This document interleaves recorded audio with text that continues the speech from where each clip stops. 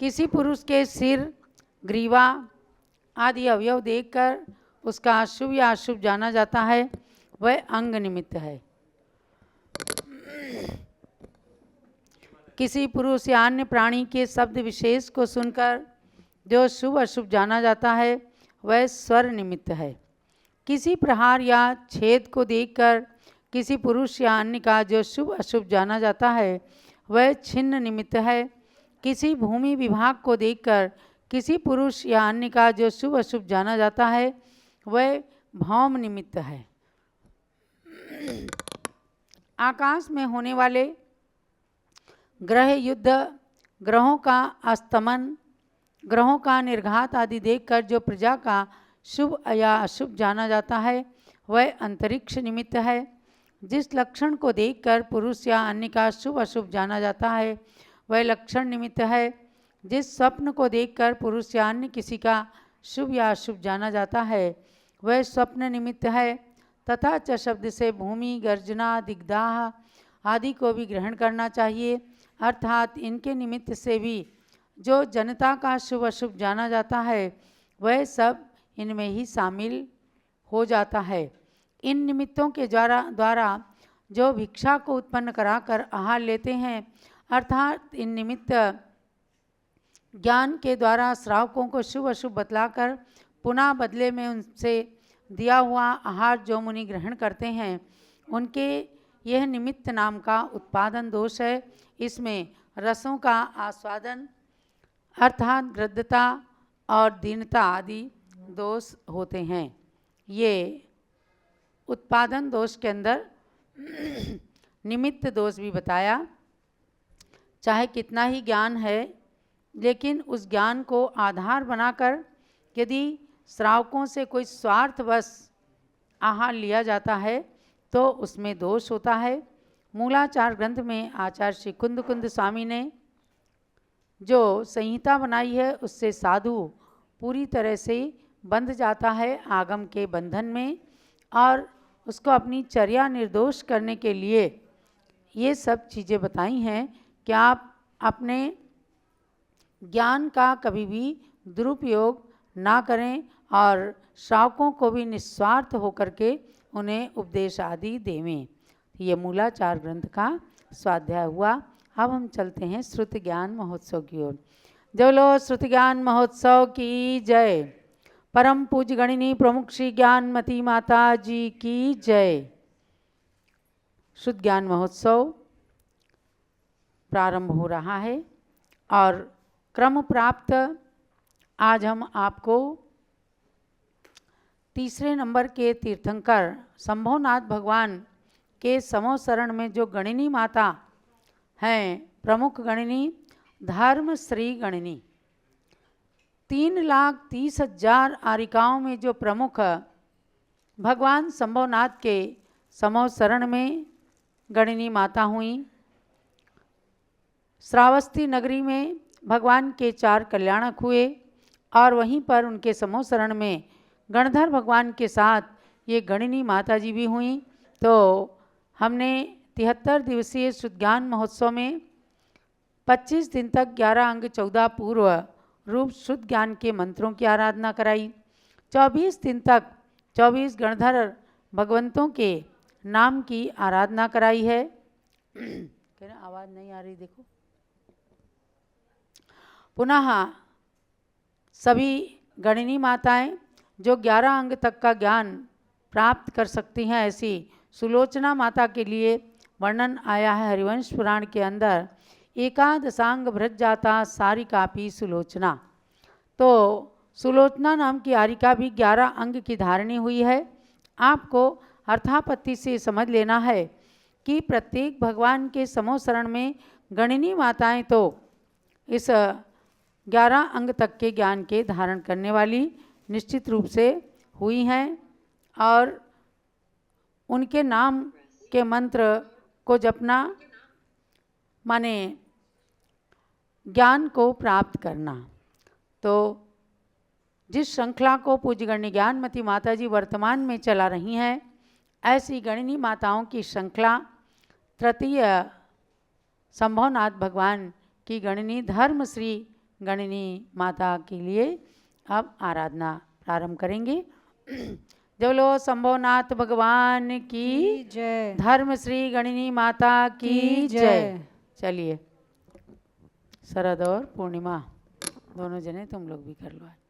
हमारे बीच में आज उत्तर प्रदेश की राजधानी लखनऊ से एक नामी विद्वान ज्योतिषी धर्मपाल जी, उनकी सुपुत्री कुमारी सुधा जी और सुमन जी, ये भी अच्छी ज्योतिष की ज्ञानी हैं, यहाँ पूज्य माता के दर्शनार्थ पधारी हैं। उनका भी आज सौभाग्य है कि पूज्य गणनी ज्ञानमती माता के पावन सानिध्य में इस शुद्ध ज्ञान महोत्सव में सम्मिलित होने का सौभाग्य प्राप्त हो रहा है। अभी इसके पश्चात अयोध्या तीर्थ क्षेत्र कमेटी के द्वारा उनका सम्मान किया जाएगा, क्योंकि उन्होंने यहाँ पर अपने पिताजी की स्मृति में एवं अपनी बड़ी बहन की स्मृति में यहाँ पर एक सुंदर सा फ्लैट बनाने की स्वीकृति प्रदान की है। चलिए पहले गणनी माता के लिए जाप करते हैं। ओम ह्रीं श्री धर्म श्री गणनी मात्रे नमः स्वाहा। ओम ह्रीं धर्म श्री गणनी मात्रे नमः स्वाहा। ओम ह्रीं धर्म श्री गणनी मात्रे नमः स्वाहा। ओम ह्रीं धर्म श्री गणनी मात्रे नमः स्वाहा। ओम ह्रीं धर्म श्री गणनी मात्रे नमः स्वाहा। ओम ह्रीं धर्म श्री गणनी मात्रे नमः स्वाहा। ओम ह्रीं धर्म श्री गणनी मात्रे नमः स्वाहा। ओम ह्रीं धर्म श्री गणनी मात्रे नमः स्वाहा। ओम ह्रीं धर्म श्री गणनी मात्रे नमः स्वाहा। ओम ह्रीं धर्म श्री गणनी मात्रे नमः स्वाहा। ओम ह्रीं धर्म श्री गणनी मात्रे नमः स्वाहा। ओम ह्रीं धर्म श्री गणनी मात्रे नमः स्वाहा। ओम ह्रीं धर्म श्री गणनी मात्रे नमः स्वाहा।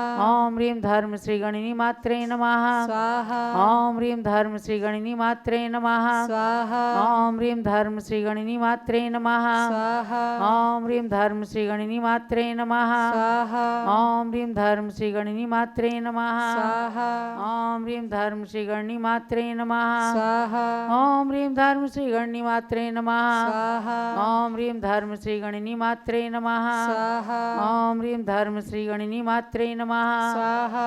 ओम ह्रीं धर्म श्री गणनी मात्रे नमः स्वाहा। ओम ह्रीं धर्म श्री गणनी मात्रे नमः स्वाहा। ओम ह्रीं धर्म श्री गणनी मात्रे नमः स्वाहा। ओम ह्रीं धर्म श्री गणनी मात्रे नमः स्वाहा। ओम ह्रीं धर्म श्री गणनी मात्रे नमः स्वाहा। सम्यक दर्शन सम्यक ज्ञान सम्यक चारित्रेभ्यो नमः स्वाहा। चौथे अभिनंदन नाथ भगवान की समोसरण की गणिनी माता मेरु सेना है, उनके भी नाम मंत्र की आराधना करेंगे। ओम ह्रीं श्री मेरु सेना गणिनी मात्रे नमः स्वाहा। ओम ह्रीं श्री मेरु सेना गणिनी मात्रे नमः स्वाहा। ओम ह्रीं श्री मेरु सेना गणिनी मात्रे नमः स्वाहा। ओम ह्रीं श्री मेरु सेना गणिनी मात्रे नमः स्वाहा। ओम ह्रीं श्री मेरु सेना गणिनी मात्रे नमः स्वाहा। ओम ह्रीं श्री मेरु सेना गणिनी मात्रे नमः स्वाहा। ओम ह्रीं श्री मेरु सेना गणिनी मात्रे नमः स्वाहा। ओम ह्रीं श्री मेरु सेना गणिनी मात्रे नमः स्वाहा। ओम ह्रीं श्री मेरु सेना गणिनी मात्रे नमः स्वाहा। ओम ह्रीं श्री मेरु सेना गणिनी मात्रे नमः स्वाहा। ओम ह्रीं श्री मेरु सेना गणिनी मात्रे नमः स्वाहा। ओम ह्रीं श्री मेरु सेना गणिनी मात्रे नमः स्वाहा। ओम ह्रीं श्री मेरु सेना गणिनी मात्रे नमः स्वाहा। ओम ह्रीं श्री मेरु सेना गणिनी मात्रे नमः स्वाहा। ओम ह्रीं श्री मेरु सेना गणिनी मात्रे नमः स्वाहा। ओम ह्रीं श्री मेरु सेना गणिनी मात्रे नमः स्वाहा। ओम ह्रीं श्री मेरु सेना गणिनी मात्रे नमः स्वाहा। ओम ह्रीं श्री मेरु सेना गणिनी मात्रे नमः स्वाहा। ओम ह्रीं श्री मेरु सेना गणिनी मात्रे नमः स्वाहा। ओम ह्रीं श्री मेरु सेना गणिनी मात्रे नमः स्वाहा। ओम ह्रीं श्री मेरु सेना गणिनी मात्रे नमः स्वाहा। ओम ह्रीं श्री मेरु सेना गणिनी मात्रे नमः स्वाहा। ओम ह्रीं श्री मेरु सेना गणिनी मात्रे नमः स्वाहा। ओम ह्रीं श्री मेरु सेना गणिनी मात्रे नमः स्वाहा। ओम ह्रीं श्री मेरु सेना गणिनी मात्रे नमः स्वाहा। ओम ह्रीं श्री मेरु सेना गणिनी मात्रे नमः स्वाहा। सम्यक दर्शन सम्यक ज्ञान सम्यक चारित्रेभ्यो नमः स्वाहा। चलो अभिनंदन नाथ भगवान की जय। और 3,03,000 आरिकाओं में प्रमुख गणिनी माता मेरु सेना के नाम का स्मरण आप सभी ने किया है।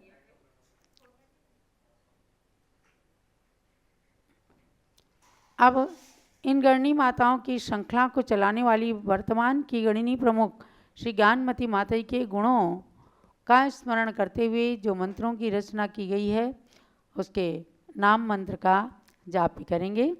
ओम ह्रीं न्याय प्रभाकर पदव्यै नमः। स्वाहा ओम ह्रीं न्याय प्रभाकर पदव्यै नमः। स्वाहा ओम ह्रीं न्याय प्रभाकर पदव्यै नमः। स्वाहा ओम ह्रीं न्याय प्रभाकर पदव्यै नमः। स्वाहा ओम ह्रीं न्याय प्रभाकर पदव्यै नमः। स्वाहा ओम ह्रीं न्याय प्रभाकर पदव्यै नमः। स्वाहा ओम ह्रीं न्याय प्रभाकर पदव्यै नमः। स्वाहा ओम ह्रीं न्याय प्रभाकर पदव्यै नमः। स्वाहा ओम ह्रीं न्याय प्रभाकर पदव्यै नमः। स्वाहा ओम ह्रीं न्याय प्रभाकर पदव्यै नमः। स्वाहा ओम ह्रीं न्याय प्रभाकर पदव्यै नमः। स्वाहा ओम ह्रीं न्याय प्रभाकर पदव्यै नमः। स्वाहा ओम ह्रीं न्याय प्रभाकर पदवी समन्विता गणिनी प्रमुख श्री ज्ञानमती मात्रे नमः। स्वाहा। जलो न्याय प्रभाकर पूज्य गणनी ज्ञानमती माता जी की जय। भव्यात्माओं, आप सभी ने पूज्य गणनी ज्ञानमती माता के गुणों में न्याय प्रभाकर नाम की पदवी का सम्मान करते हुए और इस प्रकार से उस पदवी के लिए जाप की है।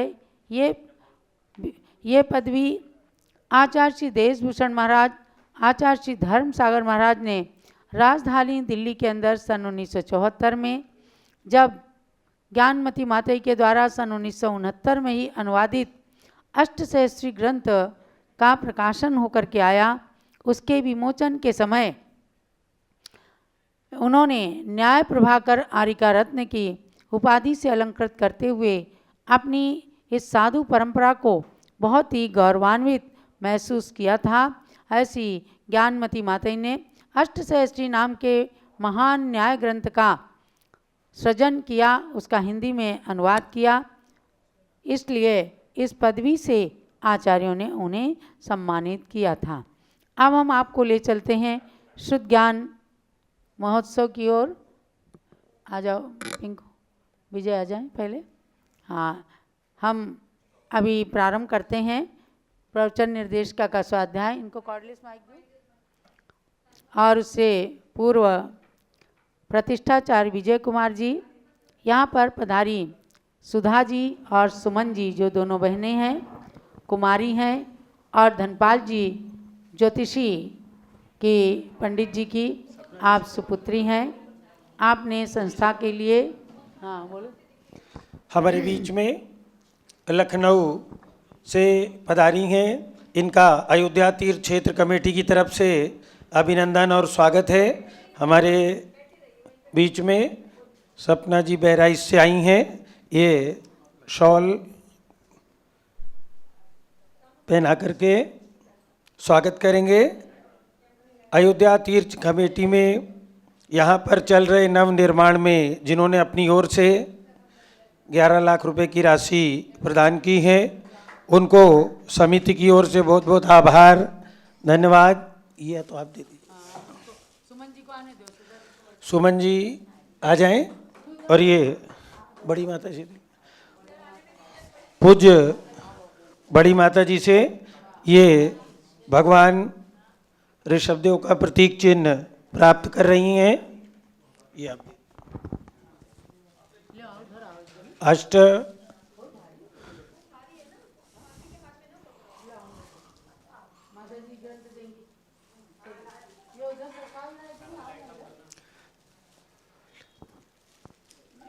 दोनों का खूब खूब अभिनंदन और स्वागत है।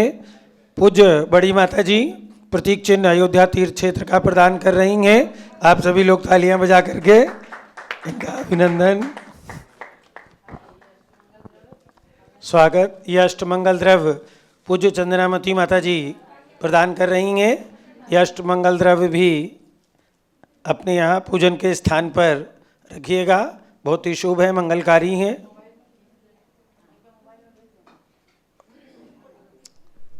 सुधा जी और सुमन जी के लिए बहुत बहुत मंगल आशीर्वाद हैं। चलो दो।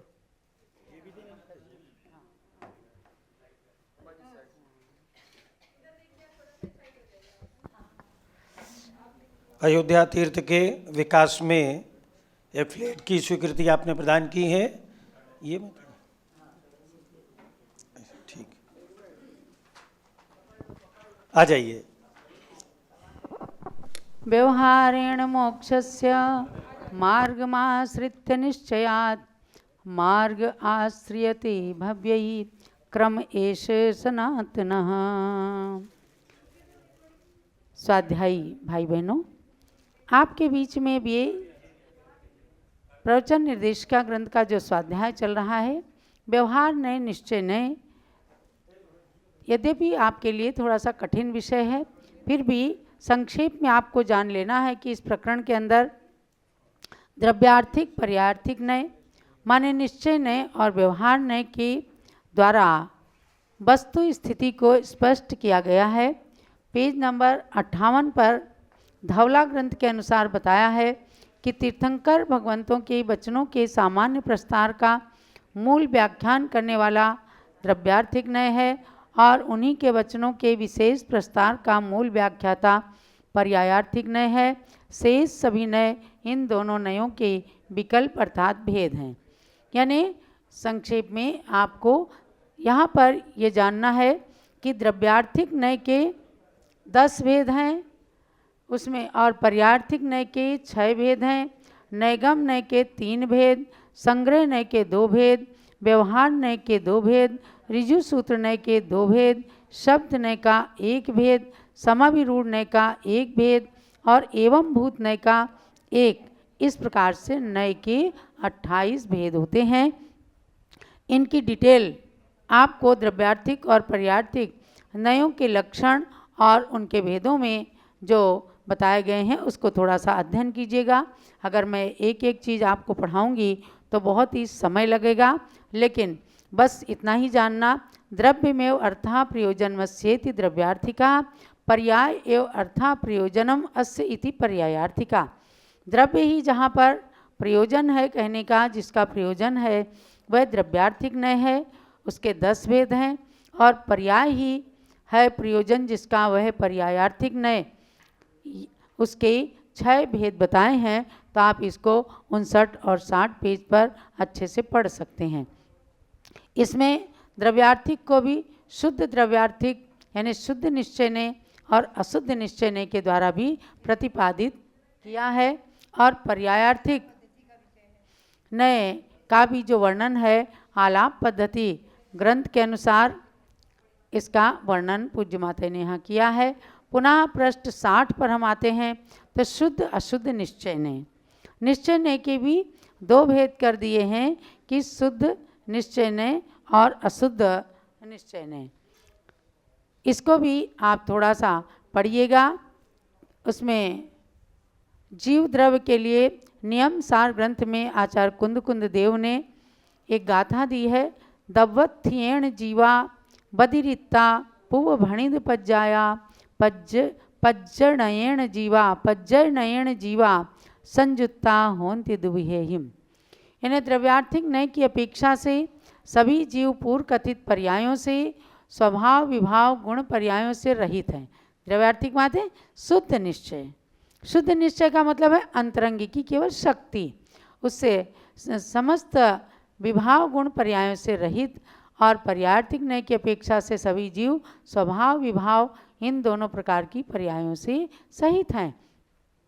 अब आप कहेंगे कि निश्चय ने शुद्ध और अशुद्ध 2 तरह से कैसे है, तो इसमें एक गाथा दी है। कत्ता भोत्ता आदा पोगल कम्मस होदि व्यवहारो कम्मज भावेनादा कत्ता भोत्ता दू निश्चय दो। अर्थात यह आत्मा पुद्गल कर्मों का कर्ता और भोक्ता है। ये व्यवहार नय का कथन है। भाई हम सब अपने अपने कर्मों के कर्ता हैं, अपने अपने कर्मों के फल के भोक्ता हैं। ये कर्म जनित भावों का कर्ता और भोक्ता है, ये निश्चय नय का कथन है। यहाँ कर्म जनित औपाधिक भावों का कर्ता भोक्ता मानने में अशुद्ध निश्चय नय मानना, यानी निश्चय नय से अशुद्ध निश्चय नय लेना, क्योंकि कर्म जनित ये औपाधिक भाव हैं तो अशुद्ध। और शुद्ध निश्चय ने क्या कहता है कि शुद्ध निश्चय ने से तो केवल ज्ञानी के न दर्शन है, न ज्ञान है, न चारित्र है, ये सब व्यवहार से कहे गए हैं। वह तो मात्र ज्ञायक शुद्ध टंकोत्कीर्ण स्फटिक मणि के समान शुद्ध आत्म तत्व के स्वरूप है। इस प्रकार से नय का व्याख्यान किया है। तो यहाँ कहा कि यहाँ पर जो व्यवहार नय है वह मात्र भेद के द्वारा वस्तु का निश्चय कराता है, ना कि उपचार के द्वारा, क्योंकि ज्ञानी आत्मा के ज्ञान दर्शन और चारित्र व्यवहार से कहे गए हैं। तो आपके अणुव्रत और साधुओं के महाव्रत ये सब भी उपचार से और व्यवहार से ही कहे गए हैं। जब ज्ञानी कोई साधु अपने ध्यान में निर्विकल्प ध्यान में लीन होगा तब उसे अपने शरीर का भान ही नहीं रह जाएगा। तो फिर बाहर की व्यवहारिक बातों से तो उसका कोई सरोकार ही नहीं होता है। तो बाहर की और अंतरंग की दोनों बातों को बताने वाले निश्चय नय और व्यवहार नय हैं।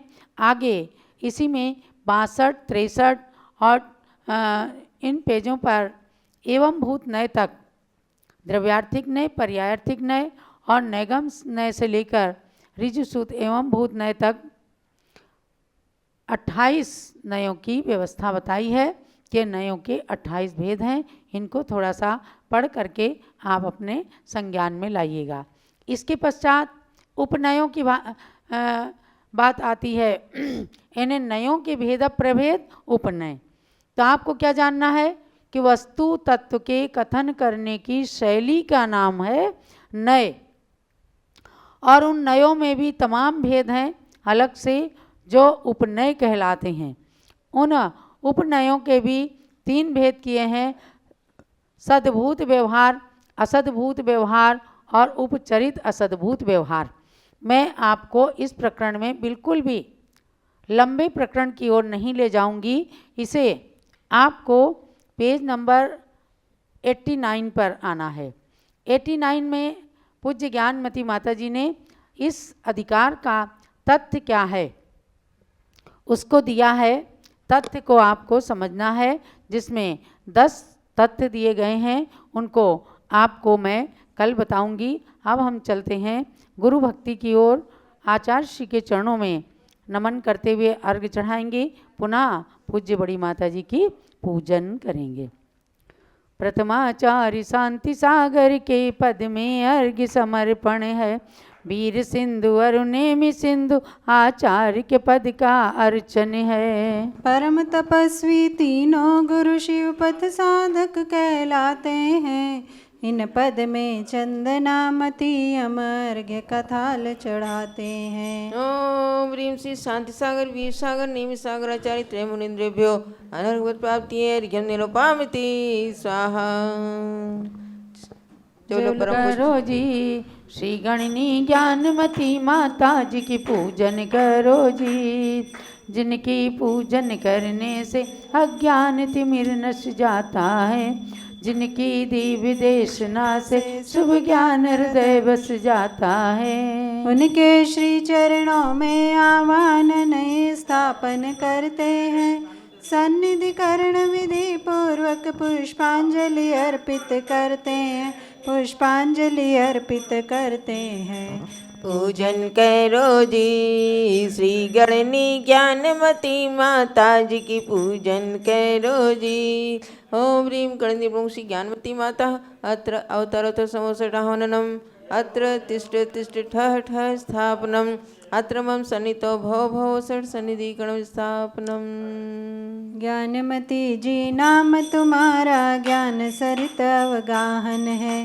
तेरी पावन प्रतिपालक कर मेरा मन भी पावन है।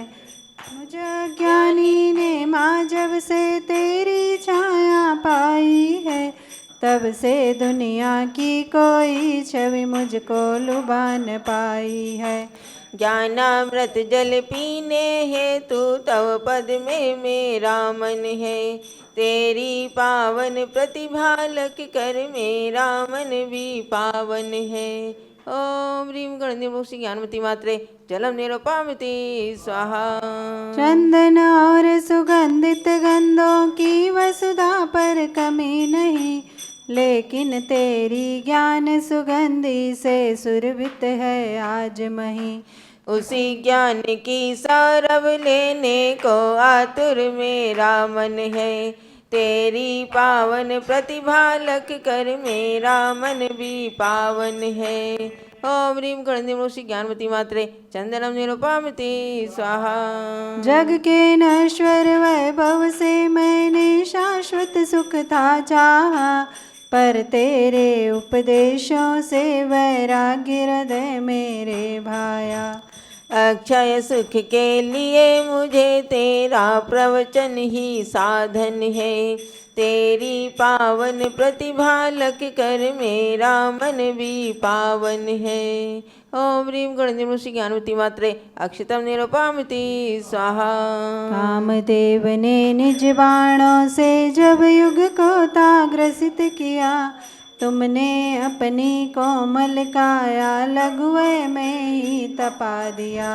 इसीलिए तव पद में आकर शांत हुआ मेरा मन है। तेरी पावन प्रतिभा लख कर मेरा मन भी पावन है। ओम ह्रीं गणदेव श्री ज्ञानवती मात्रे पुष्पम निरुपामति स्वाहा।